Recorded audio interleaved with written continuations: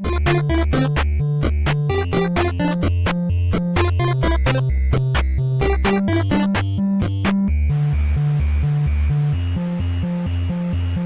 everybody, welcome to another Retro Game Night. I am Player 1 Damien DiCarlo, and as per usual, I have my second player here, Earl Lawrence. What's going on? Good. How are you guys doing in the world of gaming? Man, it's just always entertaining to be in the world of gaming. I'm really excited about this episode we're going to talk about. I know a lot of people have asked me the subject matter of this, so I'm actually very happy to talk about it. Although it's usually been a very extensive conversation, we'll try to condense this as best we can for our listeners. So what's going on with you, man? What's new? Tell me, I haven't caught up with you. Well, work has been busy. We are transitioning folks back to in office. So some are, happy with it. Some got used to the, working remote. But overall, it looks like everything's getting back to normal. But that's really what's been busy. Been going out a little bit, played a little trivia on Monday, which was fun. Yeah, Over the great Golden Nugget, which was Golden Nugget, Simi Valley. Simi Valley. Yeah, I hear they have a very good host. They for do. The hostess of the most is the same as Player One. Damien is the host of our. That is me. Yeah, yeah. I actually have a lot of fun when I do this, and I have discussed this before on our podcasts, on my other ones too. Just what that's like when I do it, and I really enjoy Golden Nugget, and that's how I met you. And it's just such a nice vibe there for being a nice little small little bar and in On the Simi wall. Valley, little hole in the wall right off the freeway. But I love little hole in the wall bars. Like you get to And know like people like a their family. their beer selection and obviously wine selection too is amazing, which is great. Yeah, They have I don't know how many number of taps, but they have such a good collection of beers, and it's always rotating taps, and it's one of those cool places you could just chill and hang out. It's kind of like you go to a bar, pub, if you will, and you see familiar faces. You kind of get to know each other a little bit better. So again, seeing you, and I know you do trivia also in other spots, which is awesome. yeah. And I gotta say, my experience at Golden Nugget is one of my favorites. So I'm very, very happy about that. And definitely, if listener, you are in Simi Valley, California, you are missing out if you do not check out Golden Nugget. So shout out to them. Yep. But on the subject of cool people and interacting, retro gaming's just that, and I think that be appropriate before we get started on our episode with Mr. Earl Lawrence has some news from the gaming world. Earl. I do. So a couple things that recently came out, which I thought was very interesting, or just to follow suit with the whole gaming thing and where Amazon is now in today's world. So Amazon launched Amazon Luna, which is a online streaming platform where you can play video games. Again, you have to be a Prime member. I think you have to also get one of their controllers. So if you do Amazon Luna, if you look for it, there's a video game control. It looks just like in my opinion, the Xbox controller. And then you have to subscribe. And then it's kind of like Game Pass. So you have a bunch of games that they have available. They just released it, well, to the public. I want to say February 28th or either March 1st. So it's very recent, but they had the pre-launch where certain invite members were playing for this past year. And I actually read some information detailing it on how it was on the release. They immediately attracted more than 700,000 players, which probably was more than they expected. Yeah, And I'll say. issues with waiting long time in the lobby for people to try to get into these games. And again, you can play with multiple players online. I don't know if it's one where you could play by yourself. I'm sure there are those options, but for now, they did launch that, which I thought it was pretty cool. And one of the games that they did have was Sonic, which is pretty retro enough because Right. is awesome. Yeah. Yeah, speaking of which, actually, I just saw the recent Batman film, and they showed the trailer for Sonic 2, and I almost had a fit just because, I mean, going off of, the kick of old school retro gaming. I mean, you saw Sonic the Hedgehog yet again in the theater. I was just like, this is really happening. Like, not only did it go well the first time, but here we go with looks like the best looking version of Sonic the Hedgehog. Super excited about it. I did catch that trailer. I was surprised to see, um, you know, well, speaking of the cast, Jim Carrey's in there. Yeah. Uh, and I guess hidden person. Well, now the new person is Knuckles, played by Idris Elba's, yeah. Idris Elba, which I think is Super awesome. great. I think that's such a cool thing. And then of course there's Tails is now in it with Colleen O'Shaughnessy. And I think that trailer, that movie itself, I think will do great. It's I guess they're looking for an emerald gem, which they stick to, what you're supposed to do, the actual game plan or the gameplay. So Yeah. I am super stoked for it. I mean, the first one, I mean, Jim Carrey did phenomenal, and it's no surprise. Jim Carrey's always been great, but I think it was really cool in and of itself as a throwback that Jim Carrey's back, because seeing him in stuff again, it's like, wait, he's back, and of course he's great. So super, super exciting, and I can't wait to see what they got, and Sonic with Tails. I mean, come on, how can you go right. wrong? I think what's cool that he has it reminded me again in the trailer itself. It reminded me of his the way he played Riddler in Batman.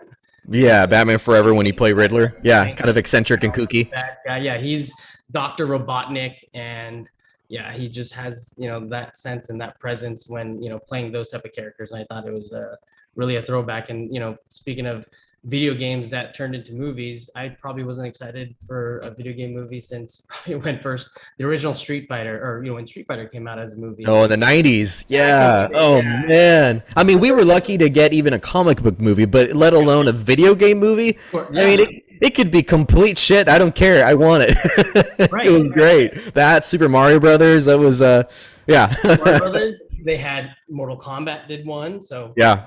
I'm still a fan of that version today. I mean, I like the new one too, but the old one, heck yeah, any day. yep. Super, super exciting. Anything else going on in the retro gaming world news? There is one more thing I did want to talk about, which I thought was pretty awesome. So a gaming trove, basically the gaming treasure trove, was found, and it Treasure was trove. found in Australia. So a video game store had closed in 1994. Of course, inventory found 27 years later turns into, so there's a YouTube video on it. They just put out the YouTube video. I think it was Game Room that was the one who was backing it, or they recorded some of their stuff. And Game Room's big here in the States. And they know that Game Room has a huge following. So whoever found it, whoever has this inventory, they showed some of these games, and they're sealed, wrapped, not played, untouched. What? Systems. Are you kidding me? This is gonna probably, and it's Oh my god. there's multiples. If you ever get a chance to go ahead and YouTube this, because you're gonna be like, again, you're thinking about back in the day, like, oh my gosh, I remember when I got this game off the shelf. It's preserved that way. These were preserved in storage boxes, and it was just untouched. And you see these games and consoles that still have the original plastic seal. So I know, with things with collecting, especially nowadays, how, the market is just very different when it comes to art, when it comes to collectibles, basketball cards. Obviously, there's this, the NFTs, the new thing, but the original games sealed, factory sealed, unopened, and you can have it for, I don't know, probably a lot of money though. But I'm sure they're going to sale. They're not going to do a whole bulk thing. I think a lot of people are going to get into collecting it. But, what would you do if you had one? Do you play it? Oh man.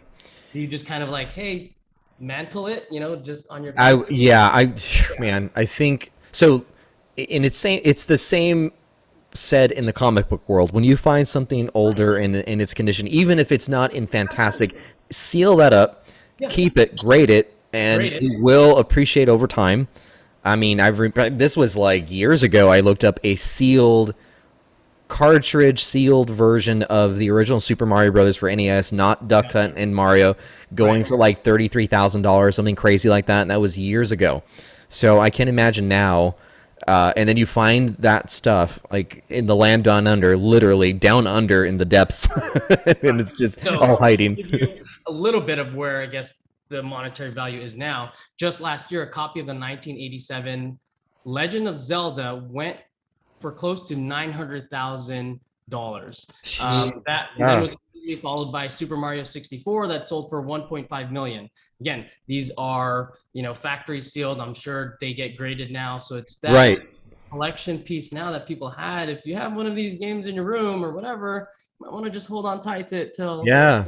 I mean, I still have some collection in storage that not sealed, but I mean in box still. And I don't even think of it monetarily. I'm just thinking the value of the fact that this paper, this cardboard that it was printed on, will never be printed again. You won't see this again. So I just want to save it and let nothing happen to it. And again, it's that nostalgic feel, like you have it, you've known what joy it brought you, when you were playing Yeah. it. I just think it was pretty awesome. And wow, the person who found this is probably like, oh wow, what am I sitting on now? And it's Right. who knows what it's going to go for or how they're going to try to even sell this. But again, on YouTube, they did post videos of them going through the collection, and it was just kind of like they're looking at it and you're like, oh, I can't believe it. So Yeah, that's lucky find, and that stories like that happen all the time. So keep your eyes out, people, for garage sales. You never know. right, right. Well, that um, is the news I had for today. all right, we're gonna give it up for Earl for the news. Clap, clap, clap, clap, clap. Thanks. Thank you, Earl. Awesome. Awesome. Without further ado, I need to get started with this show. I really, really want to get into our top 5 retro fighting games of all time, and this is per choice of Earl Lawrence and Damien DeCarlo. This is not to be reflected on everyone's choice. It may not be anyone's favorite, but it will be our particular favorites, and we will also say why it is our favorite. So let's just start off with number 5. Earl, take it. It's number 5 on your list. Number 5 on my list, and I'm just going to go a little retro here, a little throwback. Again, we're doing top 5, but for number 5, I chose Karate Champ, the original Nintendo. Oh boy. 1984 is when I think the original release came out, which is near and dear to me because that's the year I was born. A little dating myself here. So for all you young cats, yeah, I'm an older fella. But yeah, Nintendo. You're young, Earl. Come on. You weren't born in the 20s like I was. And the reason why, it's just that it's one of the OG games you could, it's that 2-dimensional karate, and you just see the kick, the punch. There's a little audience behind you. Like when you're playing it, there's only, again, old Right. Nintendo, there's only A/B function. 2 buttons. That's all you got. You got a couple buttons, and Yeah. hey, that took a lot of a lot of gameplay to say For the sure. least. And from what I recall with that game, it like your enemies or foes would charge at you, right? Right. It wasn't side scrolling per se, but they would come at you. Yeah. One thing I found interesting is that in 2010, it was released on the iPhone platform, which I thought was pretty cool. So again, playing on your phone, and now you're Yeah. old school, but pretty cool. That's pretty awesome. What is your number 5? My number 5 that I chose for this top would be Tekken 2 for the PS1. Ooh. Yeah, and the reason why I chose that, it is not even a game that it's funny because for my top 5, it doesn't always necessarily mean a game I played the crap out of. It's just one that I truly appreciated, and it is truly nostalgic. This game was launch title for the PS1. No, it wasn't launch title. It was Tekken 1 that was launch title, but Tekken 2 was the successor that was like everybody wanted. I remember it. It was 3D. It wasn't the side scrolling 2D fighting game, and of course it was your 3D that you could take home, and it wasn't in the arcade. So Tekken 2, the players, the sound effects at the time, it was all CD based, so you got really awesome real people's voices when you'd get hurt. It wasn't like Yeah. I think that I appreciated just the time that it came out. Mhm. late 90s, right into the 2000s, kicking it off with an awesome CD platform game that we had never had CD really that successful at the time. Um, I'm gonna go with Tekken 2 as my number five. And All right. Well, who was your favorite player to play? oh man, for me, I think I would probably choose Martial Law because he was the most of that Bruce Lee kind of a vibe, and I've always appreciated it. Even when those influences was drip into like the Street Fighters, things like that. He just was the most realistic at the time for me, and I liked it. He was like the most raw, real human. And once you get his combos going, it's kind of like you have an upper advantage. And he was that type of guy where you could get a couple combos and yeah, who's fast. The Martial law. combo thing. Okay, for Tekken 2, for me at the time it was harder because I wasn't used to 3D fighting games. So therefore, I mean, to this day, I'm not like awesome at that game. I just really loved it because I tried so hard to be good at that game Gotcha. at the time because I was so used to just the 2D stuff. So major appreciation for it. Anytime I hear it or I see it, I just kind of go, "Oh, back to those days." It's super super fun to watch. So that's my number five. Well, So tell me your number four. my number four is a good segue from your number five because my number four is Tekken 3. Oh, nice. Because I did love the Tekken franchise. I just thought the graphics in Tekken 3 over two, like two was good, but Tekken 3, the graphics was amazing. Again, it's that you could Right. sidestep, it became that 3D and the transition of your sidesteps and everything. I thought the gameplay was amazing. The graphics was pretty cool. And you would have the ones, I don't know if it was on two also, but you could slow motion, right? So it'll actually, like, if you're doing like a Jack Paul punch, did I say the right name? Let's make sure I have the right person. But Who did you say? Jack Paul, did I say no? Is that not a character? Oh, you wait, I'm sorry. not martial law? No, I'm sorry. I'm talking about Paul Phoenix. I don't know why. Oh, Paul Phoenix. Okay. So Paul Phoenix had this like stomp and then like this aggressive punch, and it would just be like this explosion punch or whatever the case is. And they used to put like the slow mo graphic on it if you would do it, and then you would continue. Yeah. He was Tekken's Guile with the hair and Right. the leather jacket. Guile. And then for players who I would play, I thought Eddie Gordo, the capoeira guy, was pretty cool because he would do all these breakdance moves. And back then in the 90s, Yeah. it was cool. That was cool at the time. You're right. I had forgot about Tekken 3 now. He would do these air flares and he would, kick the opponent off in the air. And I thought that was cool. But Tekken 4 is Tekken 3 is my number yeah. four. Okay. What is your number four? All right. Number four for me. I know a lot of people are going to be mad when I bring this down to just a four spot. It is Street Fighter 2 Turbo for the SNES. And the reason why I love it so much, why that's on my number four to begin with, or on the top five, I should say, is that specific game was the one that really was the very first one to bring the arcade home for me. So it wasn't Mortal Kombat, even though that was a major, awesome game for me. It was specifically Street Fighter 2 Turbo. When you could bring it to the SNES, it was pretty much exactly like the arcade. And I would say that it was really, really the most accurate. And I really enjoyed the whole, like, the moves, the combos, everything was more doable for me on a D-pad than it was on a joystick. Joysticks were a little bit trickier for me. But I really enjoyed the fact that I was able to have that at home, and I was able to do straight up D-pad moves, and Super Nintendo was already the coolest thing on earth back in 91 when it came out, 1990 or 91. And my characters were Ryu and Ken, even though they're exactly the same. Right. One had blonde hair. But the moves were the same. I absolutely love the two. And then I guess I would choose Guile as my next one. Very similar to in Tekken 3. But I really enjoyed the fact that I was able to bring it home, rent it. I rented the crap out of it. And I remember back when Blockbuster Video was in my old area where I used to live in Thousand Oaks, California, I used to just go in all the time, and that was my pick. That was the one every time.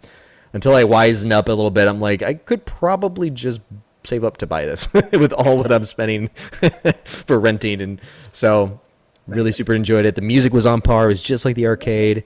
And I didn't have to freaking wait in line, because that was the thing. In my arcade where I lived, I had to like wait in line to play that game. Quarters, putting quarters Yeah. at the end. It's like, hey, I'm next. And I was just a kid. I mean, I go up there and these kids that were bigger than me and older than me, sometimes adults, I would wait this whole time in line to get up. I'm like, cool, let's do this. He'd kill me in 3 moves. Got it, cool. Like I'd walk away. You know, like I have no practice. I can't even play this, even though I love it. Um, but that was the beauty about bringing a fighting game home. When you had it on a home console, you could practice all you wanted. You can get good for if you remember the moves to go to the arcade again and kick that guy's butt again, which I did several times. Thank you very much. Maybe just once. So that was my number 4. Are we on number 3 now? What is your number 3, Earl? Take us to number 3. So Better be my good. number, It better be good. it's decent. It's okay. It is X-Men versus Street Fighter. Ooh. The Capcom Marvel, fighting games that the collaboration. It is the original X-Men versus Street Fighter. It's the game where you didn't do the normal 3 rounds play, where it's like round 1, round 2, Yeah. if round 3, right? It's just that single round, but you played 2 characters. So you would pick, your top 2. So I would pick, at that point, it would be either Akuma and Gambit. I would always mix it up. And I thought that game was pretty cool. The fact that when they launched the 2 franchises, I was like, okay, you're talking about Street Fighter. It's pretty huge. Yeah. Yeah. So that was, to me, that's my number 3. Just the overall gameplay of it too, playing Magneto, you get to play all these cool other characters with your Street Fighter characters or whoever. I thought that was pretty awesome. What did you play it on? What I'm trying to remember what that came out for. Was it Sega Saturn? I think it was also PS1. That was PS6. Let's see here. They came out with They had several versions of that for sure. I mean, there was Street Fighter versus X-Men, Street Fighter versus, or Capcom versus Marvel. It was like there was just so many that were going around.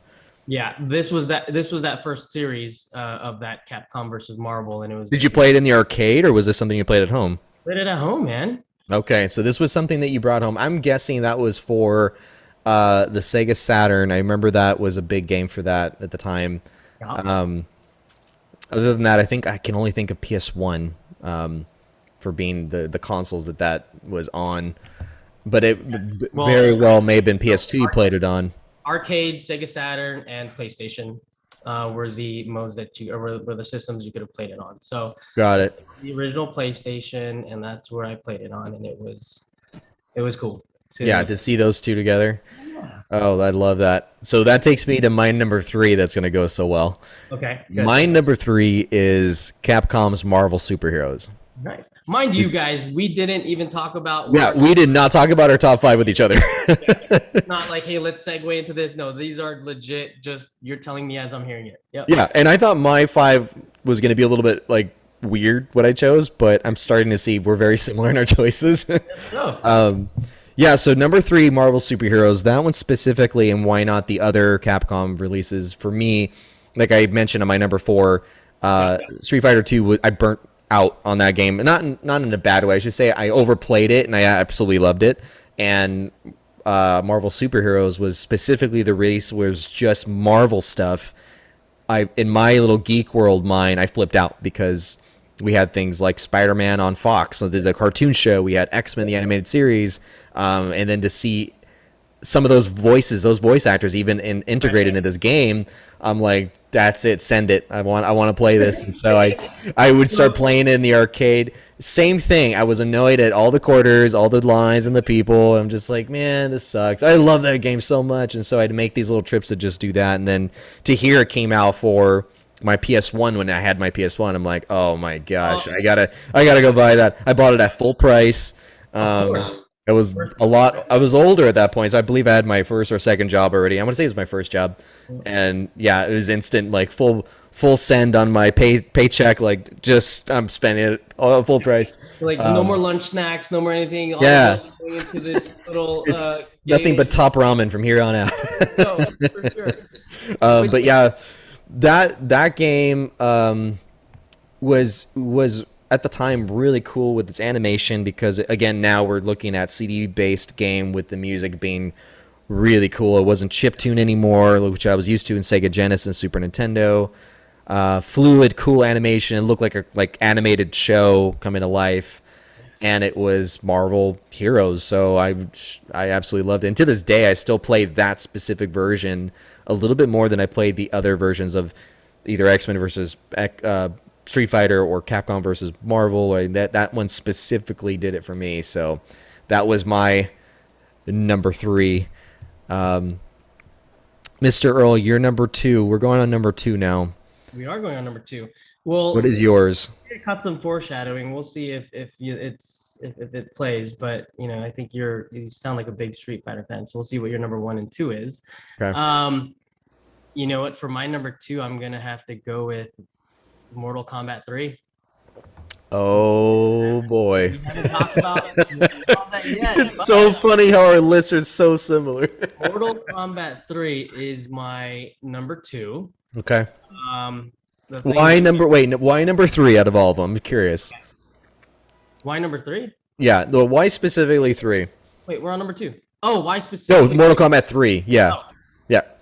Our numbers are going to get mixed up here. MK3 was our second choice. Oh, We're still on 2. It's because of all of the other fatalities that you could do. You had the babality, you had the animality, Friendship. you had the friendship, which is it was that like It was cool. Not only that, again, we're talking about the graphics are getting better and better, and these graphics, and you could play, these characters that were on there, as opposed to the original one. Mortal Kombat's one that kind of stepped up the game every single time the new one launched. Again, MK3 had, the new players was like Cyrax and these other, different robot people. Plus you had, Smoke was cool. Smoke was the version of the cybernetic version of Smoke. Reptile, Reptile, yeah. Wait, no, Reptile was not in 3. Sorry, no, He was not in 3. Nope, he was not in 3. I'll take that back. But I remember vividly there was Stryker, the guy with the guns, the cop, right? And then you had Sonya, you had Jax, you had Liu Kang, you had Kung Lao. He was a new choice, I believe. I don't think he was in 2. I hope I'm not wrong about that, but I'm pretty sure he was in 3 for the first time. It was like the Raiden, but he was the Raiden that could actually throw his hat. Right, because Raiden was not in 3. He would decapitate. So one of his fatalities was to throw the hat, and it would. Yes. The Sub-Zero without the mask was another one. The fun thing about, and I don't want to say fun. Well, the one that stands out of it is not only was Mortal Kombat different, like you also had to learn all these moves, and there was a plethora of moves you had to learn. I remember getting the book and learning all these different fatalities, like remembering what to do. With the original Mortal Kombat, it's like you back, you do the back, and you do the These were a little more complex. Yeah, and they had different fatality stages, which was, the game was pretty gory itself, and it was one of those when it first came out, like, ooh, is this right? I remember watching the news, and they were talking about these shouldn't be played for kids because corrupting kids' minds. Yeah, and you see like the blood splatter as you're punching, but it's again talking video game fighting games. Expect it or not, but that was a game for me. That's my number 2. Is Mortal Kombat 3. I thought it was pretty cool with the fatalities that you could do at the end. I thought was pretty fun. The babality again, friendship, babality. That was the most random alities. Cool, we could be friends still after. Yeah. Well, my number 2. Again, there was no planning. Listener, I am telling you right now, there was no planning between Earl and I on our top 5. Listener. My number 2 choice is Mortal Kombat Trilogy. Not even kidding you. And that was specifically only for the PS1, and I want to say maybe for the Sega Saturn as well. It was not a very big release as far as different consoles, but to this day, that is one that I absolutely love the most, because the reason was, and I do love Mortal Kombat 3, there was a game that came after that called Ultimate Mortal Kombat 3, and that one really would have been my choice. But the reason why MK Trilogy was the best, you had not only your Ultimate Mortal Kombat 3 characters, your MK3 characters, then you integrated the old school ones now again, which was, Raiden, and you had all the other ones from 1 and 2, but they were kind of upgraded, as I guess you can say, visually to match Mortal Kombat 3's look overall. And then MK Trilogy, you were able to get all of the levels from 1 through 3, and to see the old character or the new characters in these old stages, like I absolutely loved that. To this day, it was one I still pop on if I could pick one particular Mortal Kombat to encompass how much I loved was MK Trilogy, and then again being able to play it at home, that was huge for me, and it was an exclusive. You couldn't play that one in an arcade, so it was that was a specific console release, which I enjoyed. It was really cool. That's cool. For sure. I think we're on the same type of platform. I don't know. We have the same similarities. That's hilarious. Mortal Kombat did something to us as kids, and I mean I'm not too far from your age, but like for me, I think that kind of defined how fighting games should be in terms of your character development, because that one really sent a serious tone where you were like taking it more serious, like okay, these characters actually mean a lot, like versus like Street Fighter was great, and to this day people may rip my head off for saying this, but those were amazing characters. I personally feel Mortal Kombat's impact on those characters into what we were able to see visually was way more stunning, especially the powers, the fatalities. Like it made much more of an impression for me, Right. enough to make several more movies, and we had just a recent release of Mortal Kombat and to pay tribute to those. Super thrilling to see their stories, and I absolutely loved it. And so to this day, I think that's going to be my favorite Mortal Kombat, even over the newer renditions. Their theme music too, right? Obviously, we talked about the movie. We were talking about. I did martial arts as a child, and it was that Mortal Kombat, and then Yeah, that influence crept in for sure. people always chose that music, and they would just hype you up as a kid, like Right. let's go sparring or whatever the case was. But yeah, um, Yeah, I awesome. did. I did my fair share of some MMA stuff at a gym where I used to live, and I couldn't tell you how many times the Mortal Kombat theme would pop in my head as I'm sparring or or hitting the bag. It's just something that's just programmed with us. No pun intended. I'm sure it is. I mean, it's that we heard it as kids, and we hear it, and it just flips a switch. Yeah. All right, we're down to Ooh, number one. number one. Drum roll. I can't even do it right now, but drum roll for you, Earl Lawrence. Our number one pick for the top 5 retro gaming fighting games of all time. Go. I wonder if we have the same one, but I don't know because you chose a different version of it already.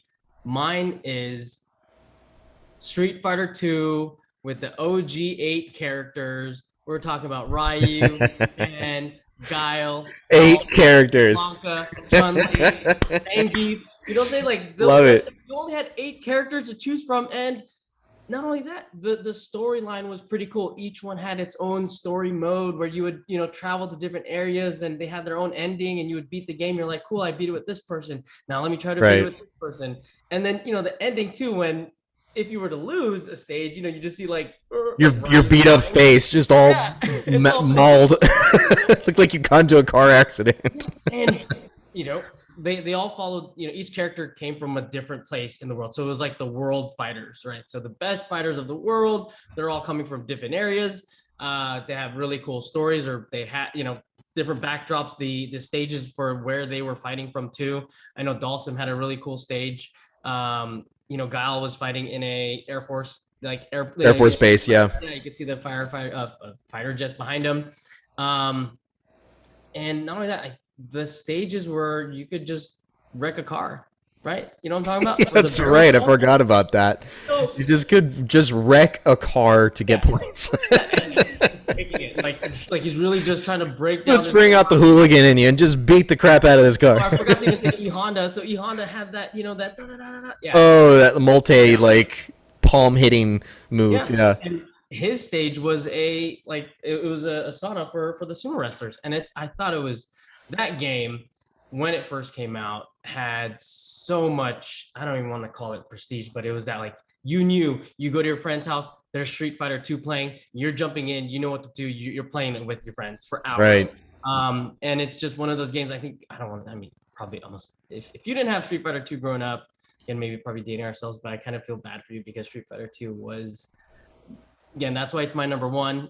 All it Yeah. needed was 8 characters. Everything was great about it, in my opinion. And You then went you playing went OG. I love it. I OT. love And it. then, so if we're talking gameplay, I probably logged in hours on that game as a child, but it was again, Yeah. and yeah, You and Super. your brother, I'm assuming, just going at it. Yeah, oh yeah, Super Nintendo for the win. Oh yeah, you like if you couldn't beat up, then you throwing the remote. Like, all right, man, I'm just gonna go do something else. This is Mom told us to do the chores. The winner gets to do it, not do it. right. Let's go.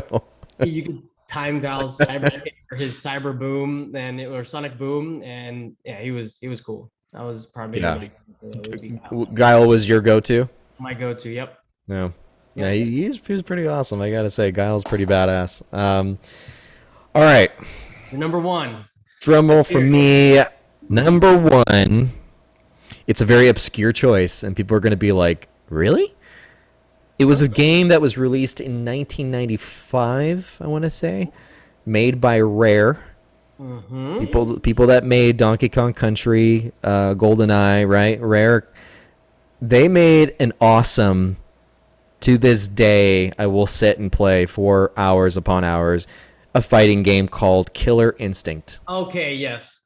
Killer Instinct for me was a very defining game, and it wasn't just like it took many sequels to win me over. It was just I just like that one because that one when it came in, it had the hard rock, it had the coolest characters that I would ever imagine. I mean, you had Cinder, who was just like a complete fire guy that would just turn into a flame, and your combos were like just exponential in numbers. You're like, oh wow, I get this combo really on a Super Nintendo. It was just like beyond me. And then you had all these other characters, and it was very like cinematic. It was very movie like. It was right on that whole Mortal Kombat vibe, but I would say that Killer Instinct was a little more serious, I guess, in its nature. That's where I was able to take it a little bit more than just a game. I actually was very interested in the characters, the story. And to this day, I'm kind of like wishing they would have done something more with it. As far as I know, they made other games, but I wish they would have made like either a movie or even an animated movie or something. And I think it didn't get the recognition it deserved. So for me, Killer Instinct in the arcade and Super Nintendo, greatest one. Also, first game that I've ever heard of or played at the time where you can enable what was called a combo breaker. Right. And you Yeah. were able to break.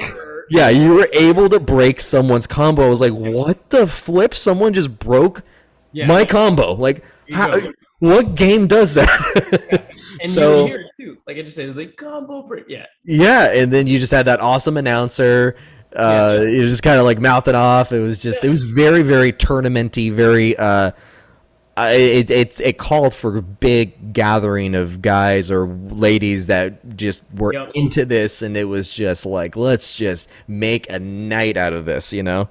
I got next, and then you're like, no, we're still going again, man. This Still is going. Yeah, and that game really was all about the combos. That's really what that was, and that was the first 2D combo game that was sort of still 3D in its time that I really enjoyed. So there you have it. On the arcade platform, or were you more on a system? That particular game was more on the Super Nintendo, but I did play the arcade several times. It is notably different in terms of maybe I would say the graphics mainly. Yeah, it was just it looked almost identical to the Super Nintendo, except for the fact that the 3D was just a bit more like fleshed out, and you had like zooming in, zooming out features of these characters. It was just super, super nicely polished. But the Super Nintendo for its time pulled it off really well, I gotta say, for that look. Really, really happy with it. They had, humiliation, which was similar to Mortal Kombat. They had they had some moves that were similar. I respected it that it didn't try to be Mortal Kombat because at that time Mortal Kombat was the stuff. I mean, that was it. But this one came out very unique to me, and I really remembered playing a lot of kids at the arcade, and just that one was just the coolest sounding and most coolest looking one. And when you win, you're like, all right, who's next? Oh, you're next. Okay, let's. Not gonna lie, I'm actually really good at that game. I'm actually really good at that game. To this day, I just No, that's why it's not in my top 5. To this day, I remember a friend of mine coming over, going old school retro gaming, And he was like, "Oh, Killer Instinct, that's a cool game." I'm like, "Yeah, I'm not really that good at it. Do you want to play it?" And he's like, "Yeah, are you good at it though?" I'm like, "No, not really. I'm more of a Mortal Kombat guy." He's like, You're a "Cool, so I hard can mode. actually beat you at a game." I'm like, Yeah, you're a "Yeah, hard mode. let's just pop it on." I'd let him pop off on a few rounds of me, and I'm like, I think I remember some moves, and I would just obliterate him from there on. So here we go, 68 hit. Yeah. Yeah, what is it? That would seriously be me. Yeah, I just to this day, that's the one game that I will always Let me pride ask you, myself on. did you have the book? Did you buy the book to learn all the moves? Because you Oh could yeah, yeah, continue like, and then you're just memorizing stuff. You're just like, okay, up, down, left, right. This, you're pressing all the moves. That's yeah. gonna continue the combo until you have someone that's gonna combo break. Sometimes you just can't. You're just gonna win. I mean, throw out and also a shout out to all fighting games. Right? It's so cool that it triggers memory still to this day. I can remember a combo move that I was doing at like 14, 13 years old, Yeah. and I can remember this in my late 30s. Like I just know it to this day, and it's cool that you can remember those combos. It's like, yeah. Remember the times you're playing with somebody where they got really upset, or you were the one that was kind of like, man, no, let's play another one because I have to beat you. I'm gonna go with honorable mention because there's obviously a lot of fighting games, and there was a lot more that I probably wanted to talk about. But I will probably do an honorable mention for one, and that would be Battle Arena Toshin Dead. Oh yeah. That I was remember your brother brought this one up when we talked with yeah, him. because Yeah. again, it was one of those games that you had these characters and they had weapons, and I thought that was in itself awesome. It wasn't the whole fireball coming at you, but they had real life things that they could use. I thought that was cool. But I That's a don't know, good mention. do you have a I actually don't have an honorable mention. That would be the ones that Super Smash? if yeah, I think all the other fighting games to me were kind of just turn and burn. It was just another one for me. Battle Arena Toshinden to me is a very nostalgic trip, but I didn't spend a lot of time on it, so I can't really say much about what I thought of it. I just remember thinking this is so cool. Like we're on track with more of these, kind of games, and I was very excited at the time. But um, yeah, I would say probably just I would pay honorable mention to the other versions that I didn't mention. X-Men versus Street Fighter. That would have been one. I Mhm. spent a lot of time on that one. It was cool to see the two come together. So I guess I would choose that one. I think the choice you had would have been my honorable mention. I would have gone with that one. So Who knows? What if they do like a Mortal Kombat X Killer Instinct? That'll be. I mean, they're in the same type of. I mean, who knows? Whatever. Bring it yeah, back. do a crossover Come game, on, or for retro God's gamers. Let's sakes, go. just do a crossover movie. Like do one of the. I would sit and watch that for 2 hours. That would be wild for sure. And Yeah. would it just combo breaker and it's done? Yeah.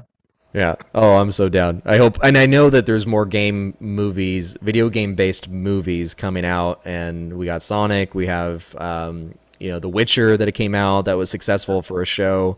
I think the second season is already out now. So the gaming world is literally having a lot of fun seeing this come to life now. And I've said this before on Retro Game Night, we are starting to see what the success was. Not as big, of course, mind you, but the way Marvel started with all their movies in the very beginning, early stages, Yeah. where the gamers now are coming to these movies. They've announced Metal Gear Solid as being a movie coming out. They've announced, they've had Castlevania, an animated show that's successful on Netflix. So the gaming world's getting what they want. They want to see this stuff still happen and still, even if it's not playable, if it's just we get to dive into the story, send it. Let's see it.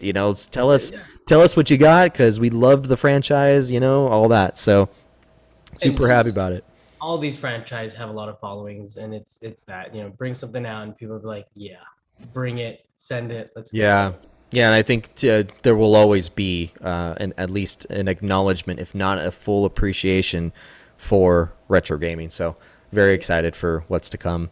Um, we will leave you guys there. We would love to hear from the listeners. We have gotten emails and feedback before, which we do thank for you guys. But comment with us. Tell us what your top 5 would be. I would love to, in our next episode, just maybe bring out one or two that people chose and just kind of start that off with our next episode. So if you guys listen to this, feel free to send it to us. You can go to our Instagram, which is retro_game night, which you can find us.